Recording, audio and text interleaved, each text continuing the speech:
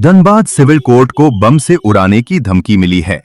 धमकी भरा ईमेल मिलने के बाद 28 कोर्ट बिल्डिंग और एमपी एमएलए कोर्ट परिसर को खाली करा लिया गया है।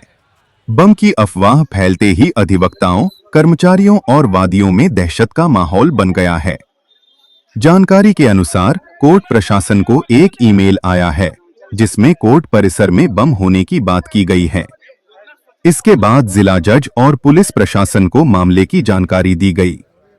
सूचना पाकर स्थानीय पुलिस, डॉग स्क्वाड और बम निरोधक दस्ता भी मौके पर पहुंच गए हैं और पूरे इलाके को घेराबंदी कर जांच शुरू कर दी है। कोर्ट के सभी प्रवेश और निकास द्वारों को सील कर दिया गया है। पुलिस की टीम हाजत, कोर्ट रूम, रिकॉर्ड रूम और वकीलों के चैम्बर सहित परिसर के चप्पे-चप्पे की सघन तलाशी ले रही है। सुरक्षा के मद्देनजर पूरे कोर्ट परिसर को पुलिस छावनी में तब्दील कर दिया गया है। फिलहाल किसी संदिग्ध वस्तु के मिलने की पुष्टि नहीं हुई है।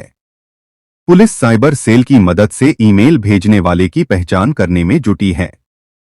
प्रशासन ने लोगों से अफवाहों पर ध्यान न देने और शांति बनाए रखने की अपील की है।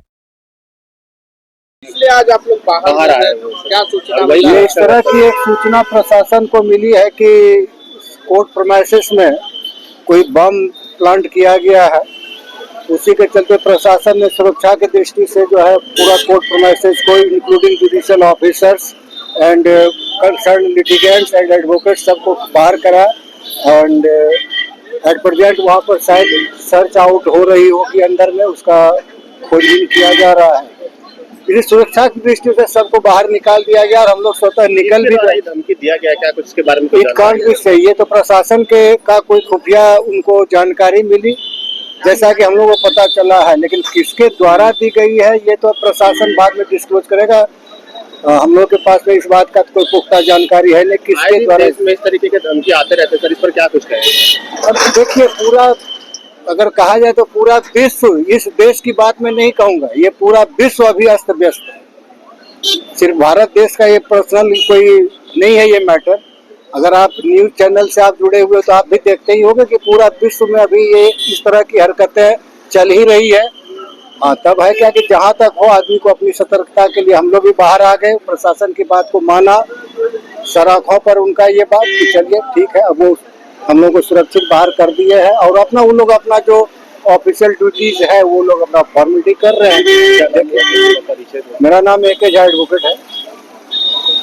मिला था अंदर ग्राउंड में बॉम्ब लगा हुआ है, तो ऐसा हम लोग को बोला गया और बोला गया कि अपने सुरक्षा के लिए बाहर निकल जाइए। यहाँ पे उसके बाद काफी भीड़ जैसी समस्या हो रही थी, सभी अधिवक्ता चुकी है, तो क्या कुछ माहौल था? बहुत डर का माहौल, हाँ डर का माहौल है और पहले से कुछ पता नहीं था, तो अब आने के बाद ऐसे लग रहा है जैसे बुरी तरह फंस गए हैं बॉम्ब की वजह से।